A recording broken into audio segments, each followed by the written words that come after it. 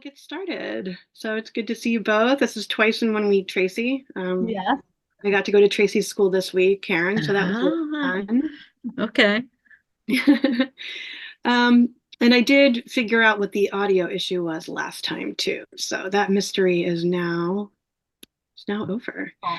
Um, but we'll just do, and I did adjust some of the goals and some of the content just based on our conversations last week and knowing that we're a small group.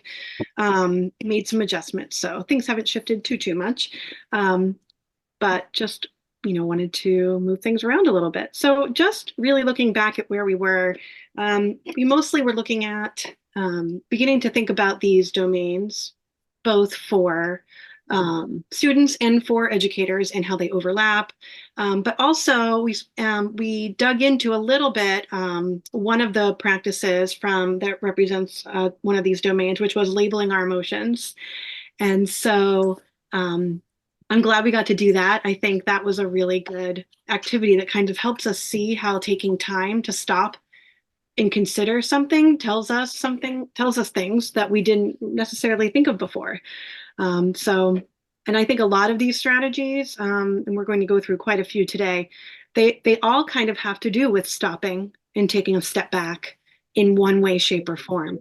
And I think that's what makes them so challenging in our society, is that everything moves so fast, especially in schools and especially when you're a teacher. So makes a lot of these strategies really challenging. So I did want to listen to this, watch this video that we didn't get to last time because this teacher really described well how, doing her own self-investigation helps her be a little bit more vulnerable and bring those practices to the classroom.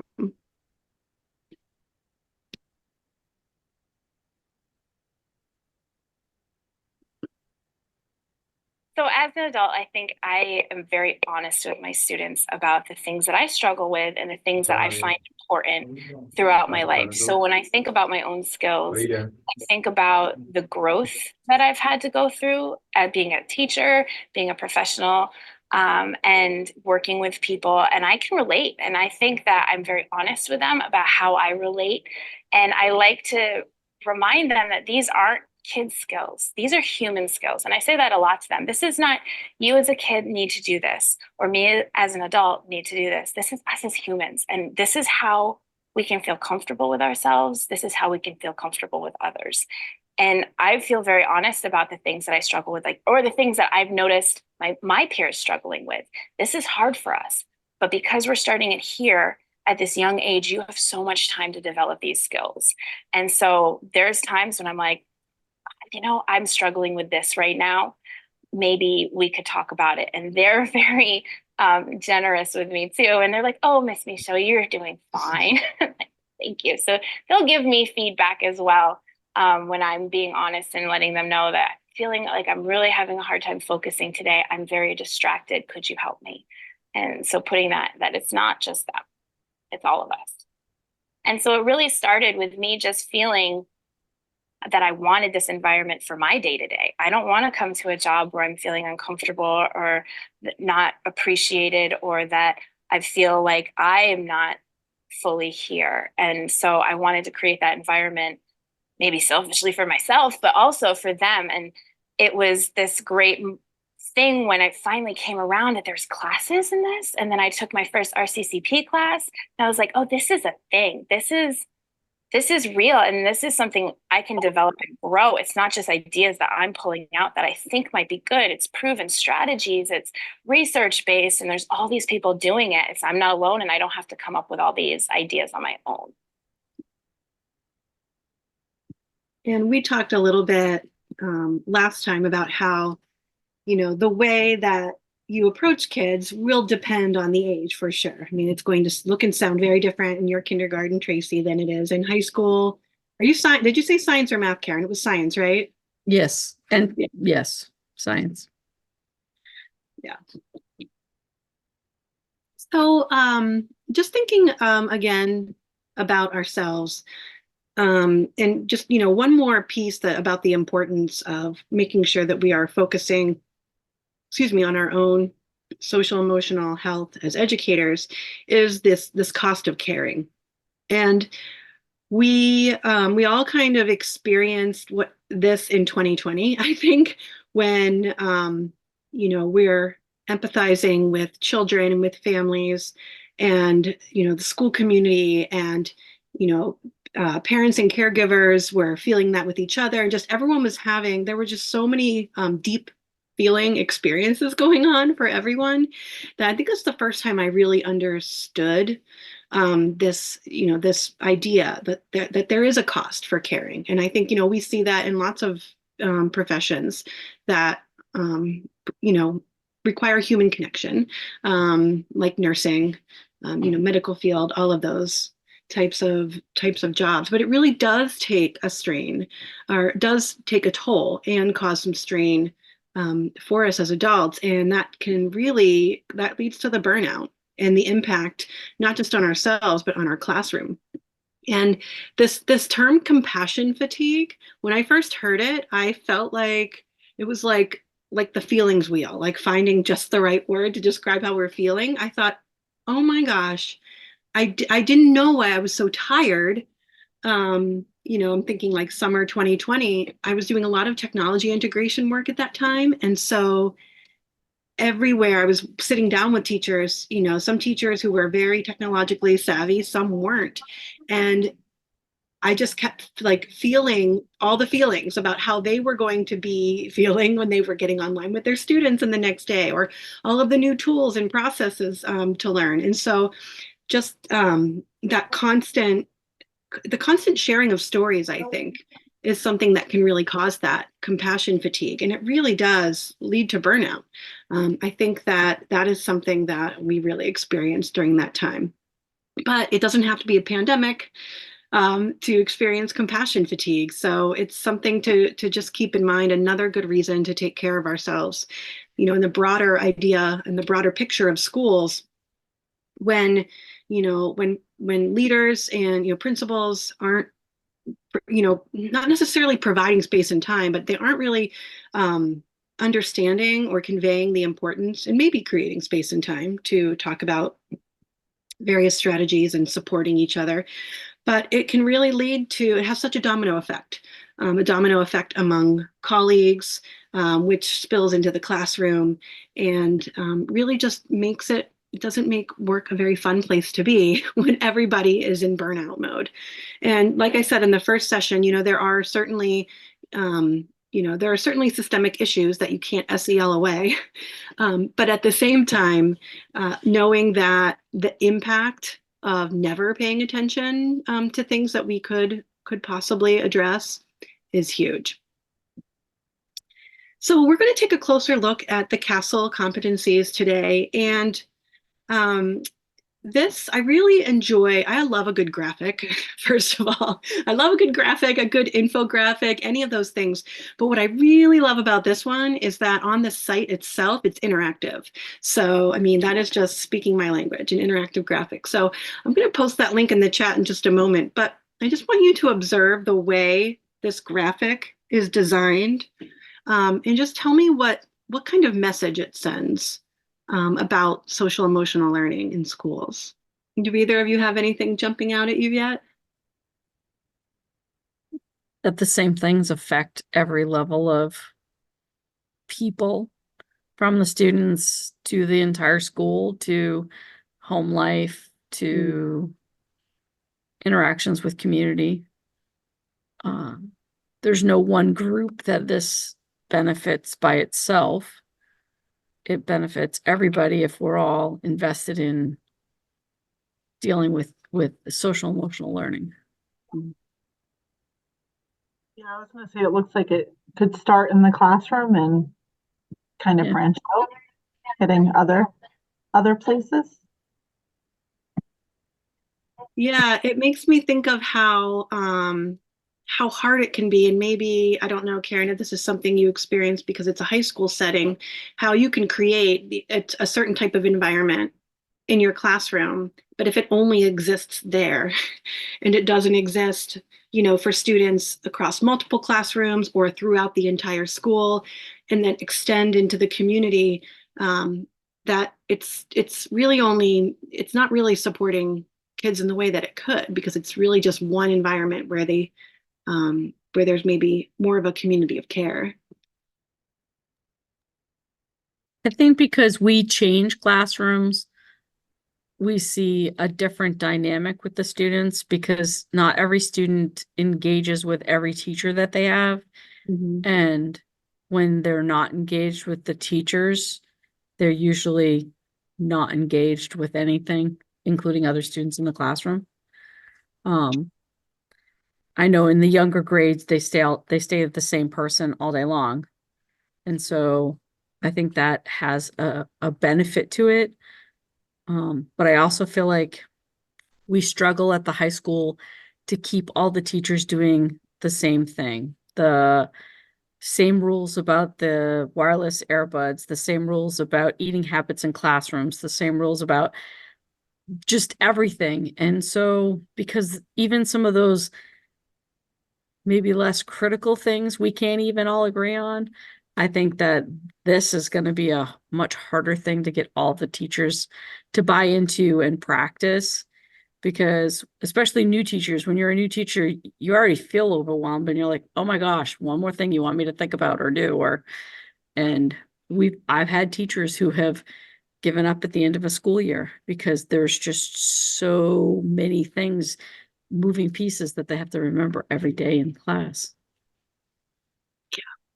So many moving pieces. I think I always remember my first week of teaching ever.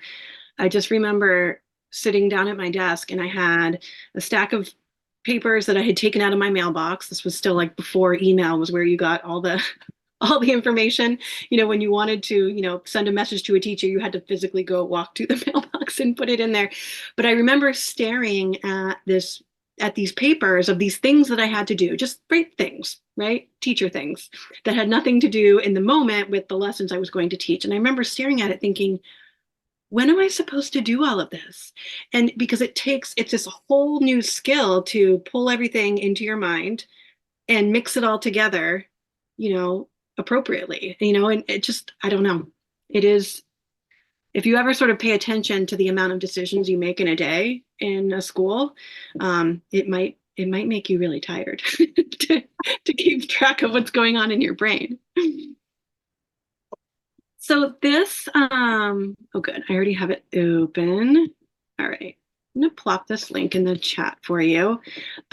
So it is interactive in the most beautiful way, right? We just scroll over it and we can select the section and it goes into detail here on the right.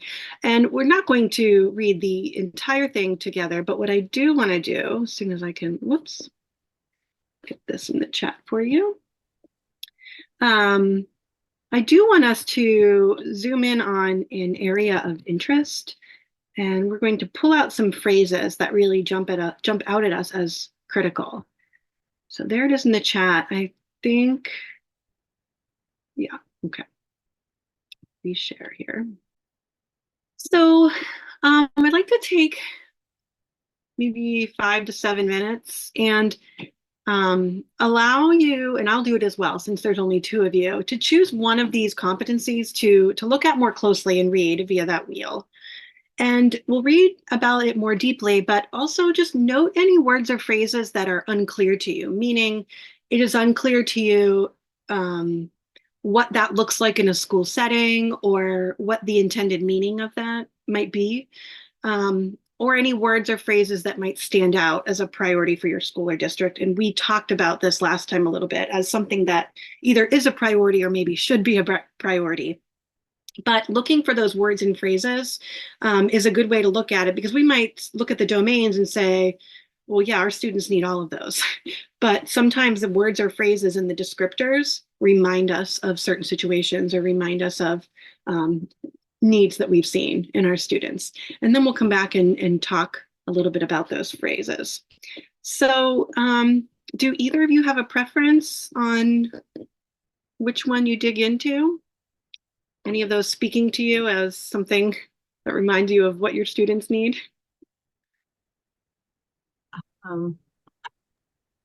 I'd like to do social awareness. Okay. Okay. I'm going to do responsible decision making because at the high school level, that's what we struggle with. Not that we don't struggle with some of the other ones, but that one's a big piece. And as I read the bold description at the beginning, I'm like, oh yeah, I just had 2 students leave here that fit that to a T. Yeah. Yeah. Okay, so you're going to do responsible decision making. Tracy, you'll do social awareness.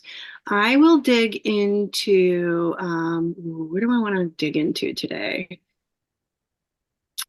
Let's do self-management. I'll do self-management. So it's 3:50, so we'll take like, 5 to 7 minutes or so and look for those words and phrases that jump out to us. All right, let's see where we landed here. Let's see. Okay, which one did I do? I did self-management. So phrases that jumped out at me I'll just define since we didn't all read. The abilities to manage one's emotions, thoughts, and behaviors effectively in different situations and to achieve goals and aspirations. And so I think, like at first glance, you see things that you expect to see, like using stress management strategies, managing emotions. But some of these other things that jumped out at me are less obvious and pretty important in terms of needing to teach students or provide opportunities. So in the top paragraph, it says, this includes the capacity to delay gratification. I kept reading that and reading it, and I was trying to come up with a good example. And I feel like my eyes stopped on that because of our culture of instant gratification and how hard that is for kids to not get exactly what they want in the moment that they want it. And so being able to manage that and to be able to process, I can't have this right now, but I will be able to have this in 10 minutes. The older you get, the more capacity you have to understand time. But, I think about your classroom, Tracy. I mean, the concept of in 10 minutes will do that. I mean, I don't know. I'm not sure kindergartners grasp that. We use a lot of timers, a lot of visual timers. Yes, I did notice that. In my room for this, but this is definitely something that I feel like I am struggling with in my class, the delayed gratification. Yeah. And I noticed that, I have the benefit of having spent a couple of days there this week too. So I did notice that all the classrooms I saw timers are used everywhere. It's a consistent thing. Was that intentional that you all do that, or how did that happen? No, I think that it's not intentional that we all do it. I think that it's maybe kind of a bubble over from special ed in a way. So find that works for certain children, and then actually it really works for the whole class. So yeah, I could use a timer. I really could have used more of a timer when I was in the classroom. I have no sense of time. So, and especially at this age, the visual one is really much more effective than what does 10 minutes mean to them? Yeah. Exactly. The other thing that stuck out to me here was the demonstrating personal and collective agency. And I think agency is something that, we all want students to have that, have that excited feeling and like that they're going about their work with purpose. And I feel like you can really observe agency in different ways at different ages. It's really easy to see in younger grades because there's a lot of movement. Kids are moving around a lot. I think in older classrooms where I've seen agency, I've just seen more, there's just more of a sense of purpose or an understanding of what the purpose is. Whether kids are working by themselves or working in partners or small groups. But something interesting about, wanting kids to demonstrate this agency is that we need to give them opportunities to practice that. We can't just say to them, like, we want you to take ownership now and be excited about what you're doing. They have to learn what that feels like. And that was actually the word that I used to describe the first and second grade classrooms when I met with your director at the end of the day, Tracy, because I've been in first and second grade classrooms where you can tell that the teacher decides when everything is going to happen. And I can see why, in some senses, that feels safer to the teacher because of the profiles of the students. But then I feel that I'm in other classrooms where I see very similar needs and challenges, and yet there's lots of movement. There's lots of I know what I'm doing right now, and this means something to me, and I'm gonna get this done. There was just a lot of agency. What about Karen? What do you think it looks like in high school?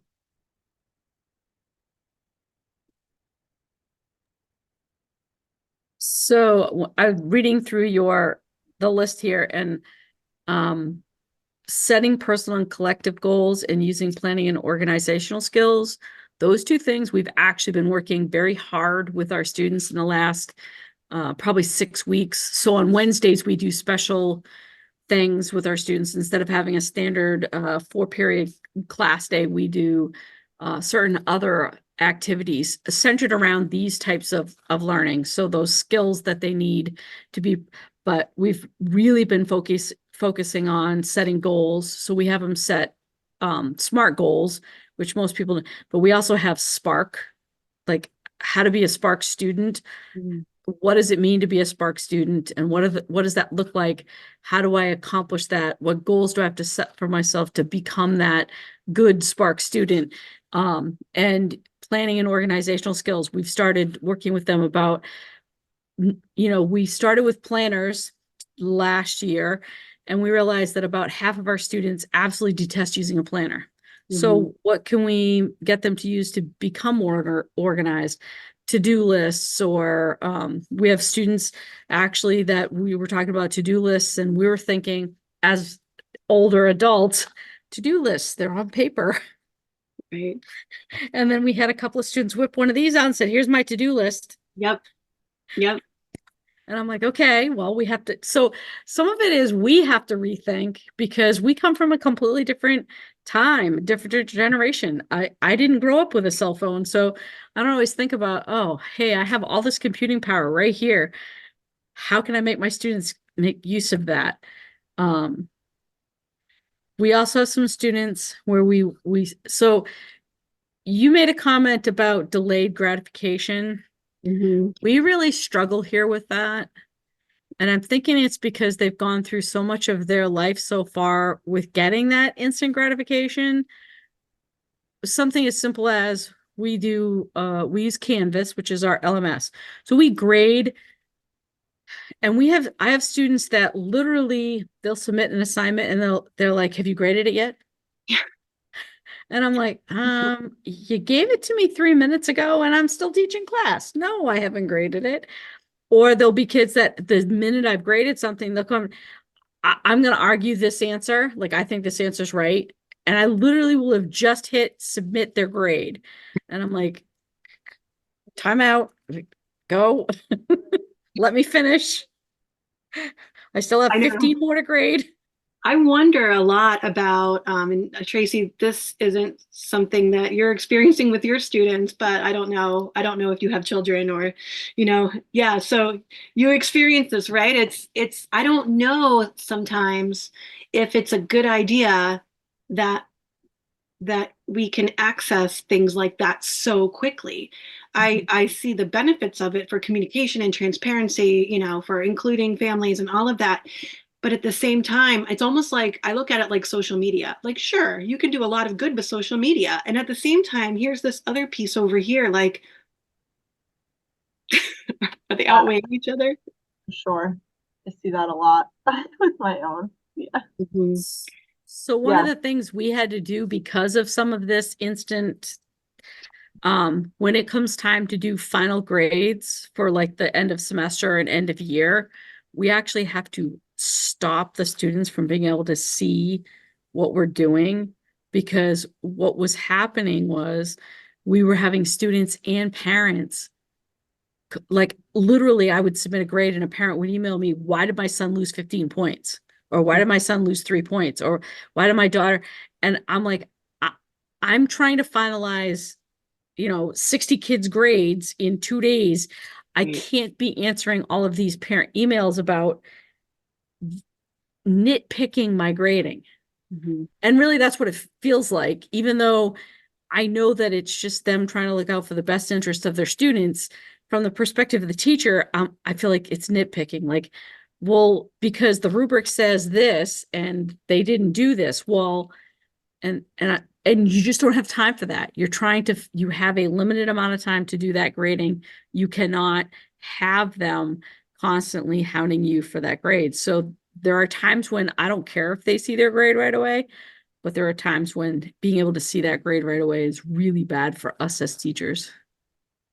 Yeah, it seems like you have to, I mean, this is something you have to create policies to help people self-manage, right? So create policies to help kids self-manage, how much they're checking or, what it might mean or, or with families. I mean, I don't know. I had the same conversation at the school I was at this morning. It was at a middle school and it was the same conversation about, you know, emails coming in. And like you said, Karen, with good intention, but I almost feel like this leads to our next one, social awareness, of being able to stop and take some perspective for a moment and see beyond yourself or you and your child and think about like what's going on the other side. Oh, Karen's there wrapping up 60 other students' grades. So actually, perfect segue. We'll just segue into social awareness because that perspective taking, it almost like even if you can do it, it's almost like it shuts down when you, I don't know, when your blood pressure is rising because of something, a grade, 15 points off this or whatever it might be, something that you really feel deeply. Sometimes that perspective taking shuts off because all you can see is your own feelings. So what kind of things stood out for you, Tracy, as you worked through social awareness, thinking about your students? Thinking about my students, and also now that you just mentioning this about parents, I'm also thinking about it for myself. I sometimes feel like I struggle with this. Like, sorry, I'm at school. Yeah. The background. Just like when I get those emails late at night, I feel so like I gotta answer these parents. Like they must be feeling so concerned about this, and I have a hard time with boundaries for myself, being like, I'm supposed to be with my family right now. Right. I'm like, I can't shut off that, like, taking others' perspectives or the compassion sometimes that I feel like I gotta answer them or I gotta help them like navigate the situation. Right. And you're feeling it as a parent. And Yeah, because you have an identity marker that allows you to connect. And so it's almost like taking other perspectives way too far to the other side. yes. Sometimes I feel like I struggle with that personally. As far as my students, I feel like this is something I'm really trying to model in the classroom. Mhm. Um, is that like just demonstrating empathy and showing concern for others, and we really trying to model that through problem solving with them. Mhm. Um, and I have a couple of friends that like really struggle with this, and it's hard because they're 5, and sometimes I'm like, do we just not have this yet? And that's part of it. And others that I'm like, I don't know. Yeah. Yeah. Anyway, Yeah. Go ahead. no, that's what stood out to me. Just thinking about that kind of taking others' perspectives is sometimes some children at this age really get that, and others are just very much struggling with it still. Yeah. Yeah. I feel like those are the conversations I have with my daughter a lot about perspective taking, but I think because I'm also in education and because I only have one child, I think I probably go overboard with it. And I think I sense this because sometimes she'll stop me when she's telling me something that happened at school. She'll say, "Don't say anything yet. I'm just going to tell you what happened." And then she wants to get out how she felt. And I have to remind myself to allow her to acknowledge and state her feelings first and validate them before I jump to Yeah. the other student. I really, This, and I, maybe that's just the curse of teachers. Maybe we just do that. I don't know.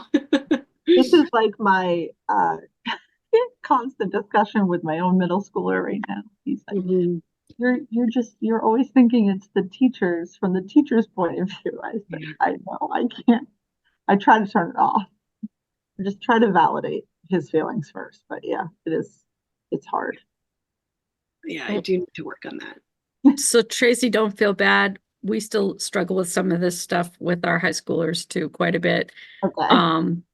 We've really been trying to work on, it's funny because this whole wheel is something that we're focusing on this year, but capacity to feel compassion for others and understanding broader historical and social norms for behavior in different settings. We have some students who just do not understand time and place. Mhm. Like, you want to talk about that subject or listen to that music, that's fine. But this is not the time or place to do that.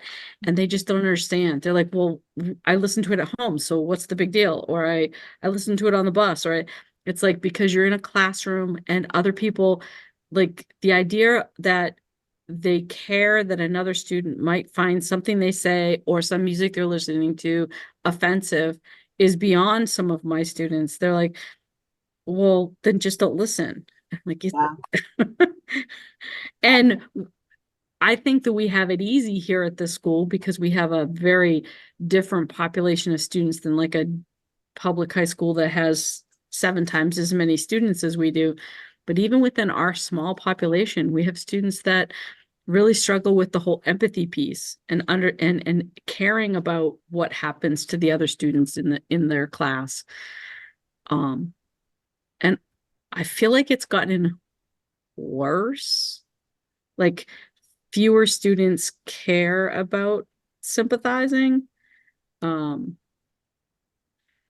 I don't know. That's just me. I think, and maybe it was partly COVID, but I feel like there was already a downward spiral before COVID, and I think COVID, the isolation part of COVID, just lost us a whole lot of students being able to be social with other students, interact with other students, both physically and other than through digital means. Mhm. There's a big difference between playing a video game and hanging out on the playground and playing kickball.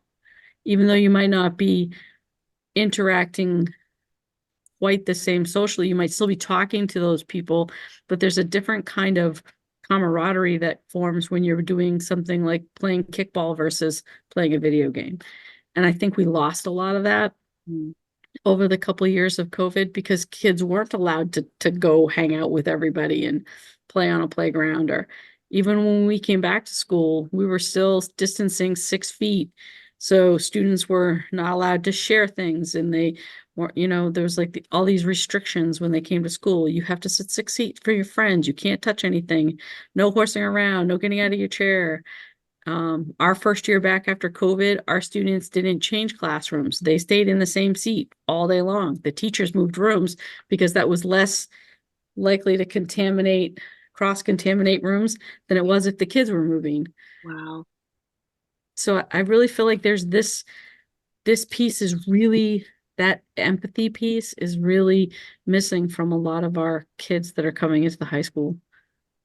It's almost like the capacity was diminished because I mean, it does take work to coexist with a lot of humans in a place, whether a classroom or a school. And I think once that was removed, it was almost like you could kind of feel like, well, it does feel kind of lonely, but it is a lot easier to not have to deal with people. And so, just that natural capacity of like, this is just what you do, that was diminished. Yeah. Um, all right. Thank you, Tracy. And then you did responsible decision making, right, Karen? Yes. Yeah. So the things that stuck out to me to this have to do with benefits and consequences. I know that over the course of the 4 years that we have them at the high school, they eventually get this benefits of consequences, and they start understanding that certain things they do have consequences. But I feel like when we first get them, they're so new to the different, like ninth grade is so much different than eighth grade in so many ways. The expectations are different. What do you mean due dates matter? And teaching them that their actions have consequences. But I can't tell you how many times I've had a ninth grader say, "Oh, I really wasn't thinking about the consequences, or wasn't thinking about what would happen after," or I'm like, oh. But there's also benefits to some of their actions. Like we have students that hold the door for everybody. You know, we go out for a walk every day at lunch, and we've got 2 students that every day that they run down the stairs first so they can hold the door open for everybody that goes out for a walk. And you know, and they're like cheerful, have a good day, have fun when you walk, whatever. And it's just kind of cool to see those benefits. But so there was something else. I actually made a note of it. I actually clicked on in here. If you click on the individual things, the classrooms, the schools, the families, and the communities, I actually clicked on classrooms because I wanted to see what it said about that. And it talks about this evaluating personal, interpersonal, community, and institutional impacts. And then they talked about down at the bottom, you see where it says SAFE, an acronym called SAFE, which is sequenced, active, focused, and explicit. And I really kind of liked that. It's a set of instructions for how to move forward with working to make responsible decisions. So the first one is follow a coordinated set of training approaches to foster the development of competencies. And then emphasize active forms of learning to help students practice and master new skills. But the one I like the most is focus, implementing curriculum that intentionally emphasizes and develop the development of SEL competencies. And I think we don't do enough of that. Like, I'm a science and technology teacher, and I'm very focused on science and technology. And I really have to work to include pieces in my curriculum that involve intentionally teaching this type of education where they learn empathy and sympathy and consequences. And it's harder, I feel like, because I'm thinking in the science and technical field. But then on the flip side of that, we always talk about things like ethics. When we talk about biology, we talk about ethics. But we don't really explain to kids what that means. Like, I don't think we explain the true meaning of ethics and morals to students. And maybe we should do a better job of that. Well, it seems like just the right entry point, you know, because like you were just describing, we're going to look in a minute at some standards to see how in some cases it's really easy to tie them in, but in others not so much, like with science. But that's like an entry point, right? So if you know something like that is coming up, or just in general when you're planning, just keeping that in your mind, like where is there an entry point to pull in some of these? And you do have to work hard at it, for sure, in those subjects. Something I notice in a lot of these, a repeated phrase is about different settings, whether it's, you know, how you manage your emotions, or like you were saying with listening to music, or just understanding social norms in various settings, you know, the kind of language that you're using, you know, and really understanding how that can shift and should shift. But I feel like another thing to discuss with that in that topic is, you know, people that feel like they have to be seen as successful, they have to act or talk a certain way in certain contexts or settings. And so it's a really interesting, I think it would be harder for younger kids to understand, but for older kids to understand, like you have the ability to, you know, to make these choices about how you speak, act, and all of these in different contexts. And some people feel as though that if they don't do it this way, that they will not be seen as successful. And it's really something interesting to investigate with kids, because it pulls in that perspective taking, for sure, which is so challenging. All right, we can move on, but we could really spend all day on this, but it's a valuable tool that as you're focusing on some of these specifics to really get an idea of the kinds of things that you're looking for or looking to support within these domains. All right, I am still sharing. Yes, I am. Okay. Let's see, 421. We'll come back to this one if we have time. So, like we were just talking about, some subjects are easier. So, there are ELA standards for K to 12 that are specifically ELA, and then there are reading and writing standards in the technical subjects. So that shifts more to you, Karen. So, in grades 6 through 12, the ELA standards that intertwine with, science, history, math, and so on and so forth are, they're worded to fit that content. And so I tend to look at ELA standards because of how broad they are in schools, and even just pulling out phrases. So, speaking and listening standard in kindergarten. So there's the collaborative conversations piece, which is, that is something that you're learning for life in school, I think, and it does start in kindergarten. But there's the diverse partners piece of it that I think is really hard for young kids because it might take more patience to have a conversation with a certain peer in your classroom. Or maybe you really only want to ever work with your best friend and you're not interested in talking to other kids or that kind of thing. And then the follow agreed upon rules for discussions. Some kids love rules. It just makes them feel really, really nice and safe. This is what we do. I found a video of my daughter from when she was in preschool, and she was lining up her little princesses, like all her little dolls. And I was so glad I captured this on video, because what I could tell she was doing was processing what it means to wait your turn. And she was making the princesses take their turn. I forget what they were doing, but she would say, like, every time a princess would get out of line, she would say, wait your turn. And she was like 4 in this video.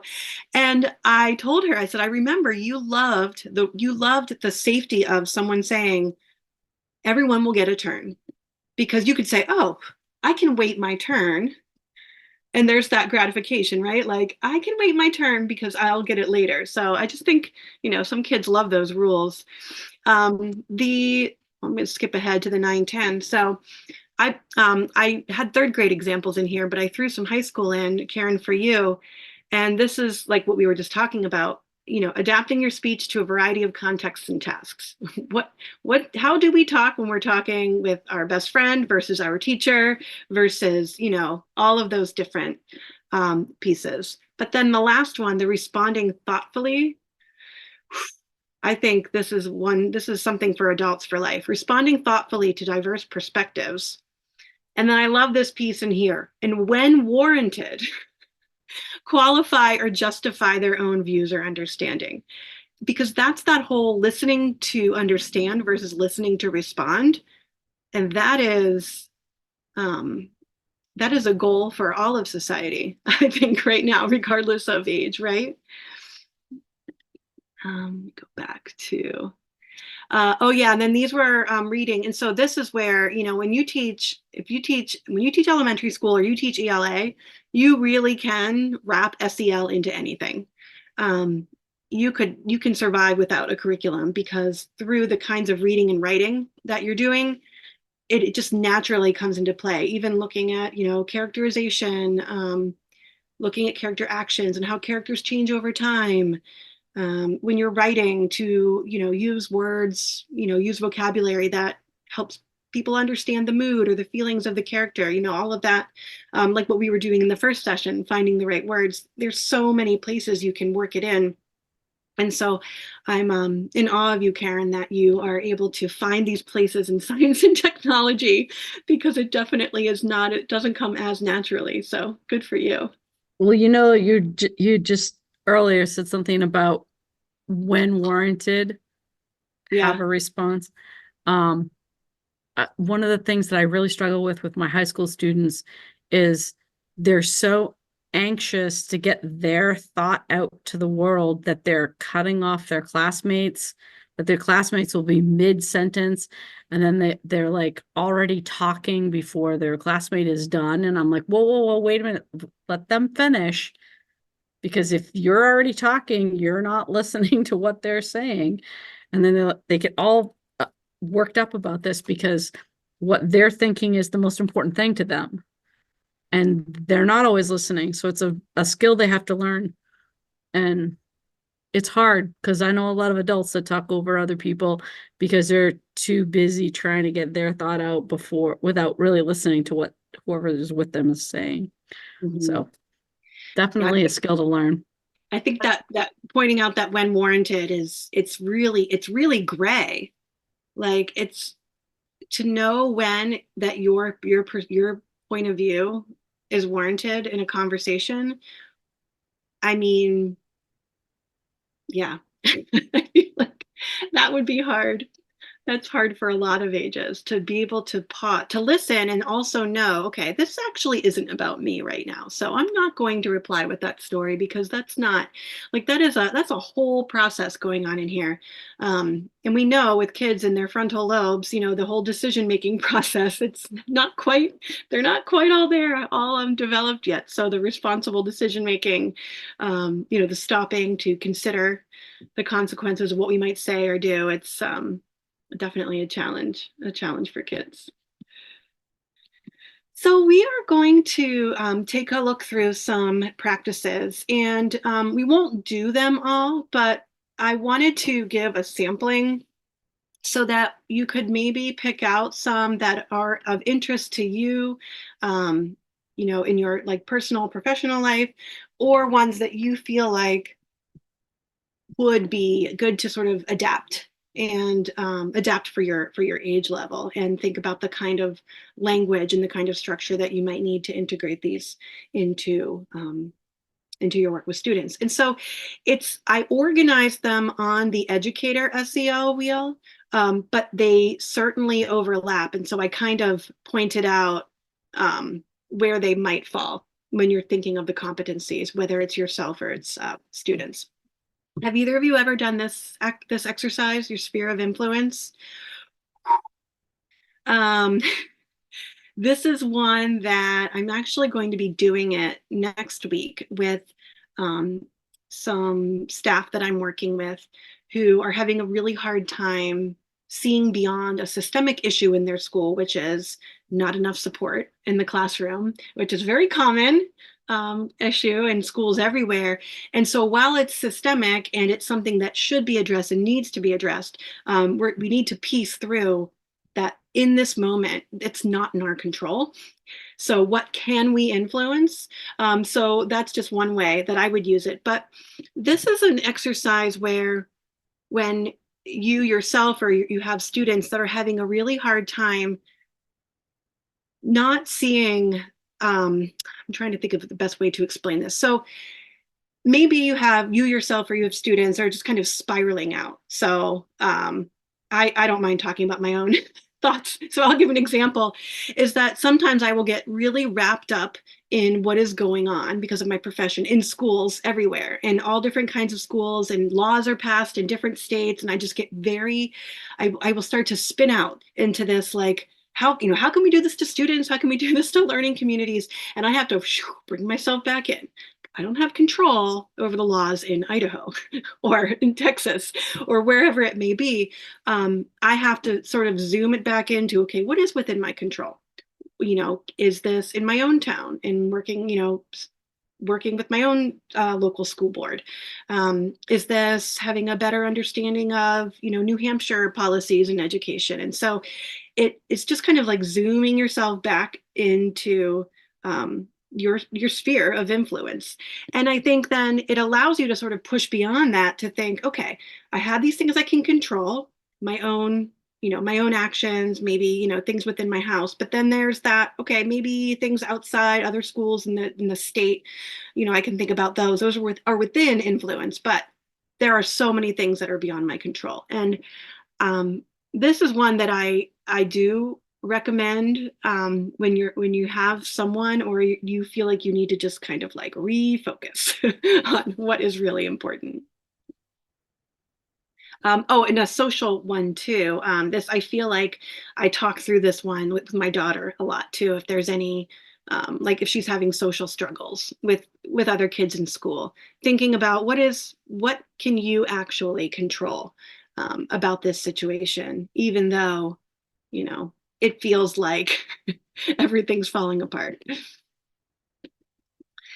I used to use this one mostly with students.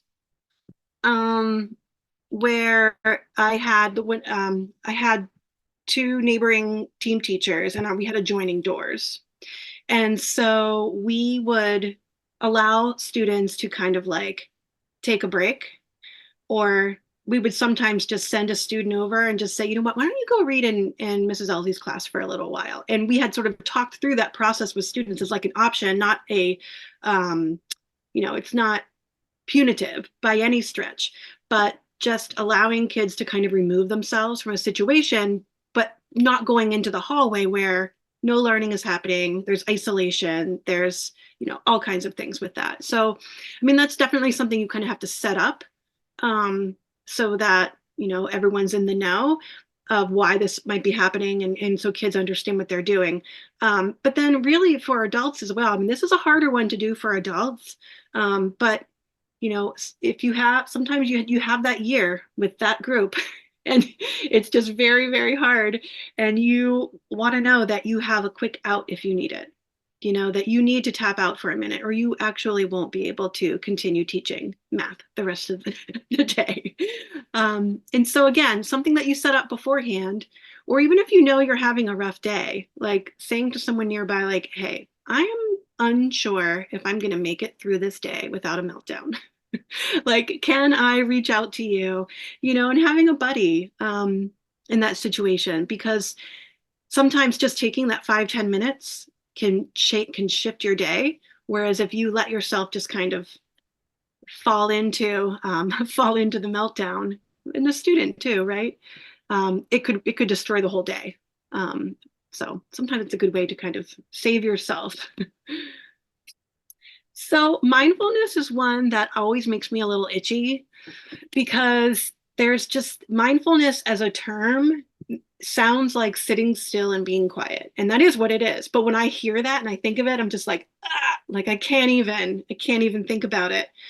But if we think of it in a concrete way, and not, just not thinking about just stopping, in the middle of the day randomly to be mindful, but like when we were describing our emotions last week together, that was really an exercise in mindfulness. We were stopping to pay attention on something very specific.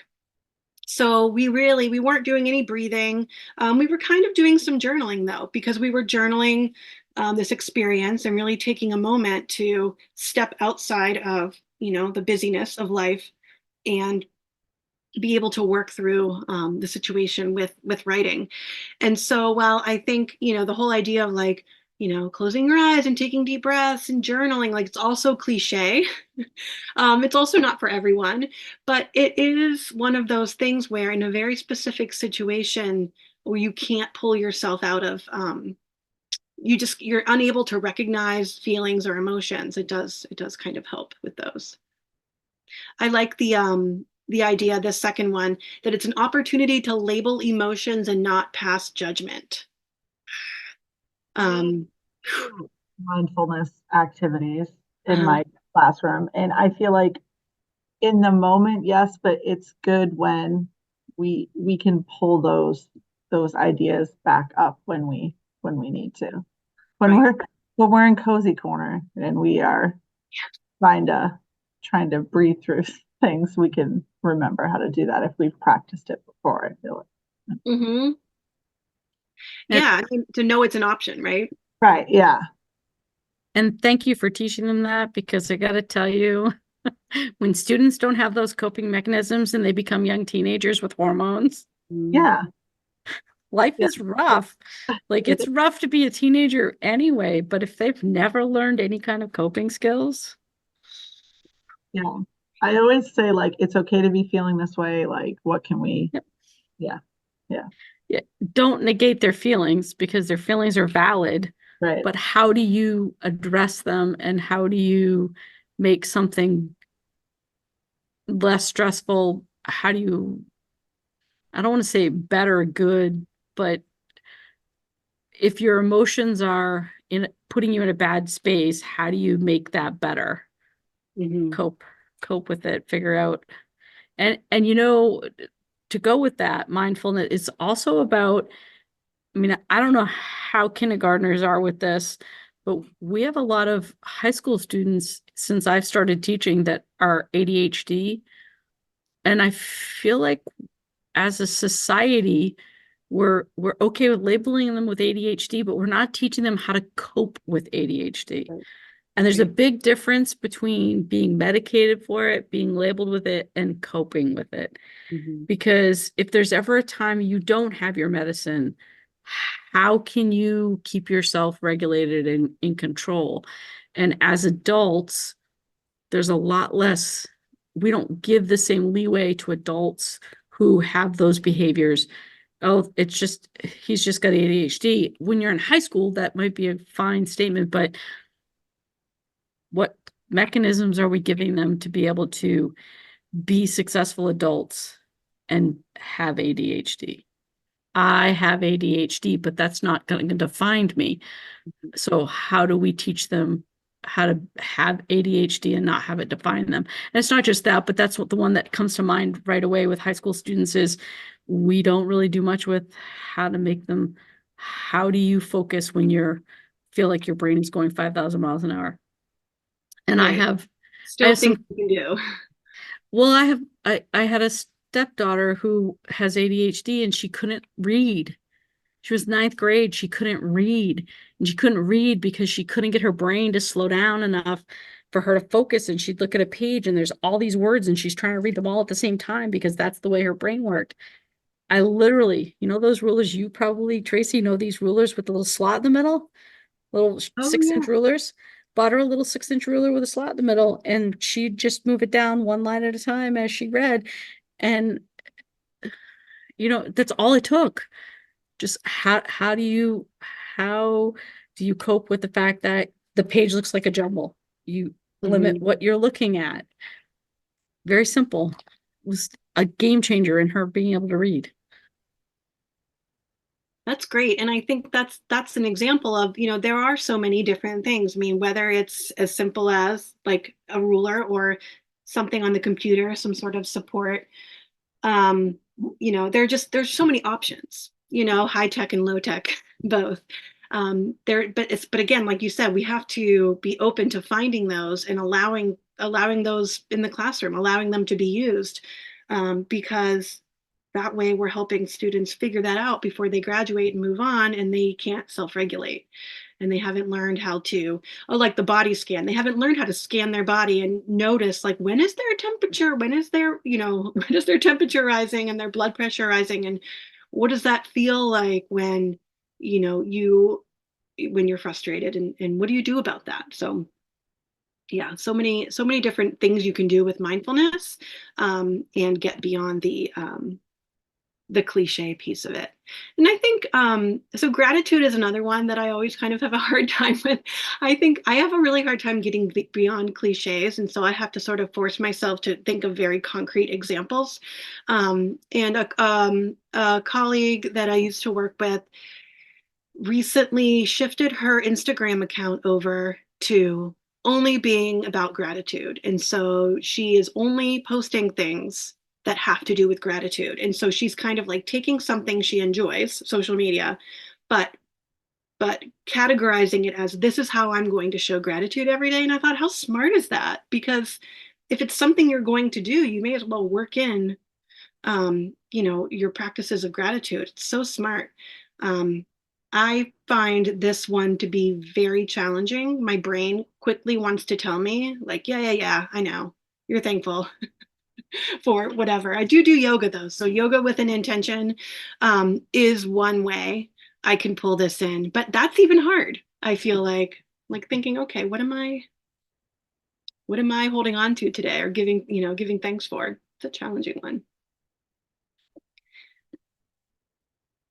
So connecting to purpose, which is a little bit different than finding your why, like we talked about in the first session. I think this is one that really helps us focus in on, okay, I'm having a really rough week, or I'm having a rough month at school, or whatever it might be. And so, because of that, I'm really going to focus on the one thing that makes me feel joyful about going to work every day. And just, it could shift, I think, but sometimes just that moment of saying, okay, there's a lot of noise out there, there's a lot of things going on, but here's the one thing I'm going to look forward to every day. Maybe it's read aloud. I'm just thinking elementary, like I'm going to look forward to read aloud every day. I'm going to hang on to read aloud. Or some teachers love, lunch duty was never something I loved, but I've heard some teachers say they like overhearing the kids' conversations and just like getting to know what they're talking about. And so maybe, that could be another way to connect to purpose. It wouldn't be mine, but just another example. So I do like this one. And this one, the difference between reacting and responding, we're going to close up in a few minutes, but I wanted to make sure I got to this one because this was something that I feel like has come up in a lot of the things we've described. There was that gratification, there's that managing, like it's, taking your turn, knowing when you're reacting or when you're responding, and sort of the difference in, how your body feels and like the tone that you're setting, whether you're reacting or responding. I feel like as an adult, we can really channel these kinds of practices in staff meetings, right? I feel like I've sat in staff meetings before where all I wanted to do was react, and I have, I definitely have reacted, but I feel like knowing that responding more thoughtfully later is more sustainable and for relationships and things like that. That this is a life skill for sure. All right. And then this last one, I feel like we can never do this enough with different ages, is knowing how to apologize is a life skill for sure. And I feel like there's a really good opportunity for this as teachers, for when we do notice when something does happen and we find that this is a really good opportunity to model an apology in front of students. I think it takes a lot of vulnerability, but it's a really good model for how, okay, I accepted that this, I said this or this happened or I made a mistake and I'm apologizing, and, I'm moving on. And the world didn't burn down because I took responsibility for it. I acknowledged it and I moved on. This is definitely a skill that can take people far, for sure. Skip this one. Okay, I included this video not because I knew we were going to have time for it, but I wanted to share it in case you had time to watch it. I don't know if either of you are familiar with Dina Simmons, but she does a lot of equity work and social emotional learning work in schools, and she's a writer, and she's written some really, I think provocative is the best way to say it, some really provocative things about how SEL can be done in a harmful way. And we definitely don't have time to watch this, but I think especially in certain student populations, it's something to consider. So I wanted to at least share that as a resource.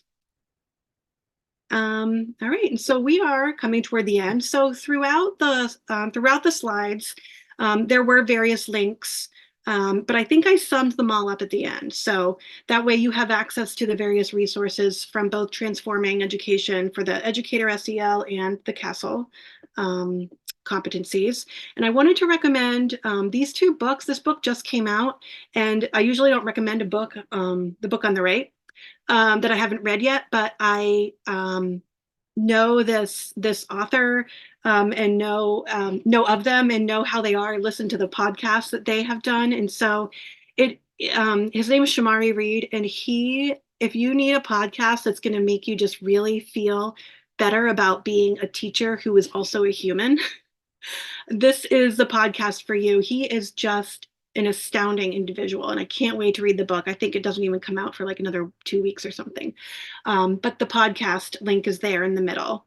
And then another one on the left that I find is just another way of bringing that humanity back into classrooms, by Cass Miner, someone that I do know well, and just some resources or books if you're interested in reading more about this.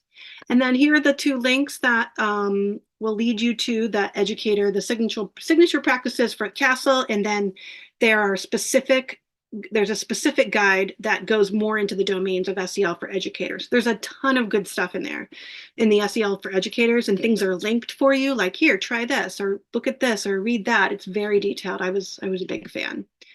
And then I did round up as many of the links as I could at the end here. So I know it was only 3 of us, but it's been a pleasure to hang out with you for a couple of Thursdays. So I hope that you were able to get some resources and some ideas that you can take back with you. Thanks, Jacqueline. Yes, Yeah. thank you. It was very good. Good. You're welcome. And you probably got a survey to pop up last week. I meant to tell you didn't have to answer it until this one. They just come up in Zoom. So please feel free to share some feedback. In this line of work, I'm used to receiving and managing emotions that come with feedback. So please, share whatever you need to. And hopefully we'll see you again soon. All right. Thank you. Yep. Bye. Bye-bye.